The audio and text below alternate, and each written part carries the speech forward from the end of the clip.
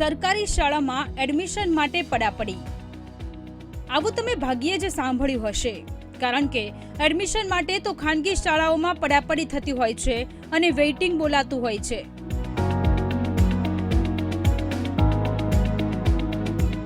પરંતુ વડોદરામાં ઉલટી ગંગા વહેતી થઈ છે। અહીં મનપા સંચાલિત કવિદુલ્લા કાગ પ્રાથમિક શાળામાં વેઇટિંગ લિસ્ટ બહાર પાડવામાં આવ્યું છે। બીજી તરફ અહીં ખાનગી શાળાઓ છોડી 86 વિદ્યાર્થીઓએ આ શાળામાં પ્રવેશ મેળવ્યો છે, જેને લઈને હાલ આ શાળા ખૂબ ચર્ચામાં છે।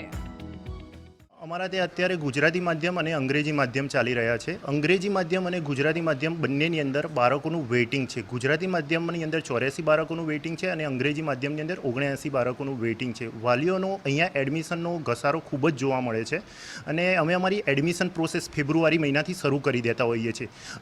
જ્યારે બાળક શરૂઆતમાં પહેલા ધોરણથી જ્યારે અહીંયા એડમિશન લેતું હોય છે ત્યારે અમે તેને એડમિશન આપી દેતા હોઈએ છીએ, પણ અન્ય ધોરણોમાં એડમિશનની પરિસ્થિતિ વિકટ છે, કારણ કે દરેક ગુજરાતી મીડિયમમાં દરેકના 4 વર્ગ છે અમારી પાસે અને ઓલરેડી રૂમો અમારી પાસે 24 છે, છતાં પણ બેસવાની બાળકોને તકલીફ પડે એમ છે।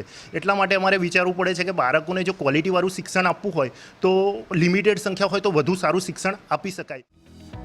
તમે ખુદ શાળા પરિસરનો આ નજારો જુઓ। શાળામાં ગ્રીનહરી છે। શાળાનું બિલ્ડિંગ સુંદર રીતે બનાવાયું છે। વર્ગખંડોમાં આધુનિક ઢબે શિક્ષણ પૂરું પાડવામાં આવે છે।